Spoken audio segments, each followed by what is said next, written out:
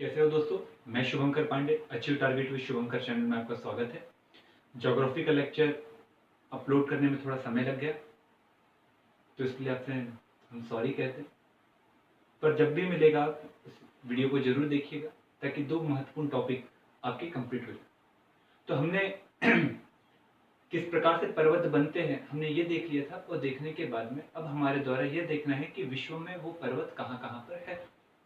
तो आपको मैं थोड़ी सी बात ये बता दूं कि जो प्लेट टेक्टोनिक है, थेरी है, इस थेरी की एक सीमा है, लिमिटेशन है कि ये केवल नवीन वलित पर्वत की ही व्याख्या करता है, ये अवशिष्ट पर्वत की व्याख्या नहीं करता। तो यही कारण है कि ये अवशिष्ट पर्वत की व्याख्या नहीं करता। तो कहां पर अपलेशियन पर्वत है, क्यों है, कहां पर अरावली पर्वत है, क्यों है, कहां पर स्कैंडिनेवियन पर्वत है, क्यों है, इसके बारे में ये नहीं बताता। और यहीं से एक नया टॉपिक भी निकल कर आता है, वैगनर का महाद्वीपीय सिद्धांत, जो अगला टॉपिक है आपका, जो इसी से पता चलेगा। तो मतलब सब टॉपिक लिंकअप है। तो मैं आपको ये बता रहा हूं कि विश्व में वहां वहां पर आपको प्लेट टेक्टोनिक थ्योरी अच्छी सही दिखाई देगी जहां पर नवीन वलय पर्वत है। तो यदि आप विश्व का मैप बनाओगे, तो विश्व का मैप बनाने के साथ में आपको हर जगह पर पर्वतों की स्थिति पता चल जाएगी कि कहां कहां पर पर्वत है।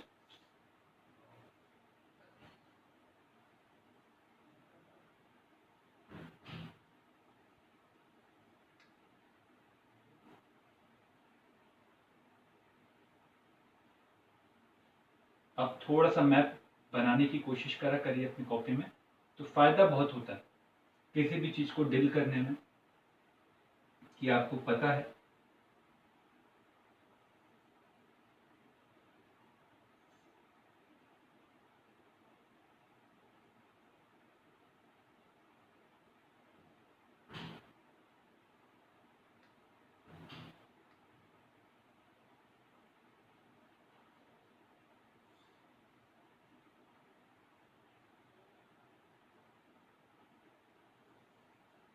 ये हमारा विश्व है।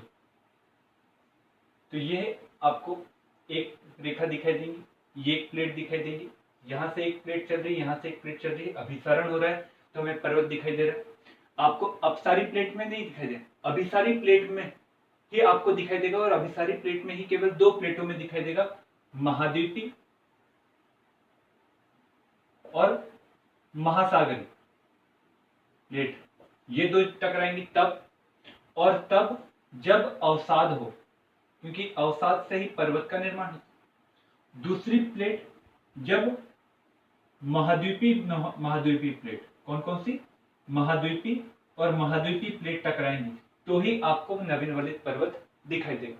तो आपको यहाँ पर रॉकी पर्वत दिखाई देगा, और यहाँ पर एंडीज पर्वतमाला दिखाई देगी। यहाँ पर जब आप आओगे तो यहाँ पर प्लेट टकराते हुए दिखाई देंगी। जब प्लेट टकराते हुए दिखाई देंगी तो यहाँ पर आपको एटलस पर्वत दिखाई देगा। कौन सा पर्वत दिखाई देगा, एटलस पर्वत दिखाई देगा।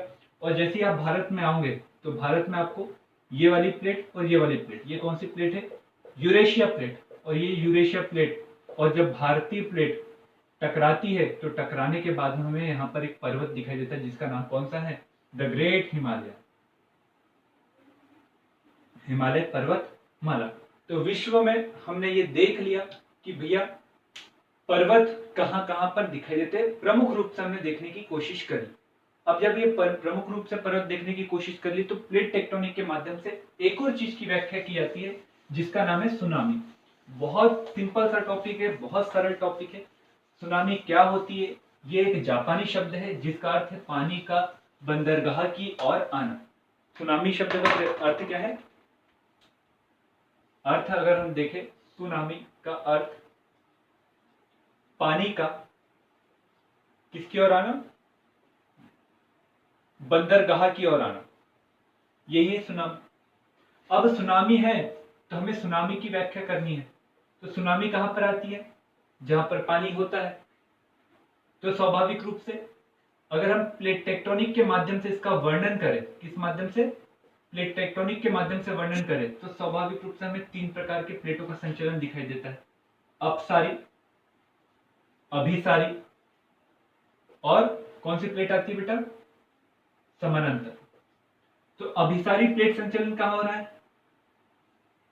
आप सभी ने मैप में देखा, ये प्लेट संचलन हो रहा है अटलांटिक महासागर में, और अटलांटिक महासागर में मध्य के क्षेत्र में हो रहा है। तो कभी कभार जब मध्य के क्षेत्र में दो प्लेटें दूर दूर जाती है, तो दूर दूर जाने के कारण आपको यहाँ पर सुनामी जैसी स्थिति नहीं दिखाई देगी। कारण यह है कि बहुत अधिक सागर से दूर है, तट से बहुत अधिक दूर होने के कारण जो लहरें उठती है वो लहरें तट तक के पहुंचते पहुंचते अपनी सामान्य संरचना को धारण कर लेती है।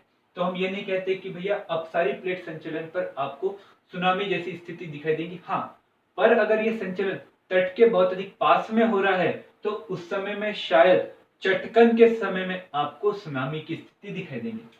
अभिसारी प्लेट संचलन तीन प्रकार का होता है। एक रहता है महाद्वीपी, महासागरी, एक रहता है महाद्वीपी, और एक रहता है महासागरीय और महासागरीय। तो महाद्वीपी और महासागरी दोनों प्लेटों में आ सकता है।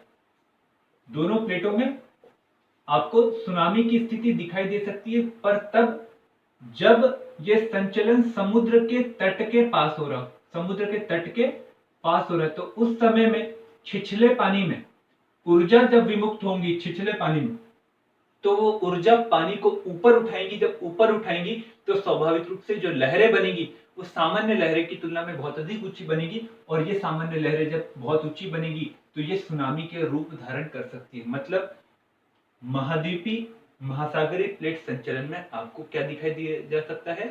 सुनामी दिखी जा सकती, परंतु महाद्वीपी में दिखाई देगा क्या? नहीं दिखाई देगा। पर साथ ही महासागरीय प्लेटों में आपको सुनामी दिख सकती है। जब दो प्लेटें टकराएंगी तो टकराने के बाद में क्या होगा? स्वाभाविक रूप से ऊर्जा विमुक्त होंगी। जब ऊर्जा विमुक्त होंगी तो स्वाभाविक रूप से पानी को वो ऊपर की ओर फेंकेगा, तो मतलब लहरें जो पुरानी रहती है, जो पूर्व की लहरें रहती है, उसकी तुलना में ऊर्जा के कारण ये लहरें ऊंची बनती है, और ये लहरें अगर समुद्र के तट के पास बन रही है तो उस समय में सुनामी की दर ज्यादा हो सकती है। और यही कारण है कि जो जापान में लगातार सुनामी इसलिए आ पाती है क्योंकि भैया जापान प्लेट टेक्टोनिक के अभिसरण क्षेत्र पर है, और वहां पर लगातार अभिसरण महासागरीय प्लेट का होते रहता है, और इसके कारण वहां पर ऊर्जा विमुक्त होते रहती है। जब ऊर्जा विमुक्त होती है तो लहरें बनती है, और ये लहरें पूर्व की लहरें की तुलना में बहुत अधिक ऊंची बनती है। इसलिए आपको जापान के क्षेत्र में सुनामी औसत रूप से अन्य देशों के क्षेत्र तुलना में हमें ज्यादा दिखाई देती। समानांतर प्लेट अगर ये समुद्र में हो रहा है और तट के पास हो रहा है तो आपको क्या दिखाई दे सकता है? सुनामी दिखाई दे सकती है। तो प्रश्न केवल इतना है, क्या महाद्वीपीय प्लेट संचलन में सुनामी आ सकती है? यदि नहीं तो अन्य कौन कौन से क्षेत्रों में सुनामी आ सकती है, इसका वर्णन कीजिए। यही आज सिंपल सा टॉपिक था। इस सिंपल से टॉपिक को समझिएगा। कल एक महत्वपूर्ण टॉपिक पढ़ेंगे जिसे कहा गया वेगनर का महाद्वीपीय विस्थापन का सिद्धांत। ठीक है, तो कल के टॉपिक के लिए आप रेडी रहिएगा। हो सके तो मैं एक छोटा सा वीडियो और डालूंगा, जिस वीडियो के माध्यम से आप जो क्रोनिकल वे है, मतलब जो कालक्रम है, ज्योग्राफिकल टाइम स्केल, उसके बारे में आपको थोड़ी बहुत जानकारी हो जाएगी। उसे पढ़ लीजिएगा, फिर आपको समझने में बहुत अच्छे आसानी से आएगा। यदि आपको वीडियो अच्छा लगा तो जरूर उसे शेयर करिए, लाइक करिए, और बेल आइकन दबाना ना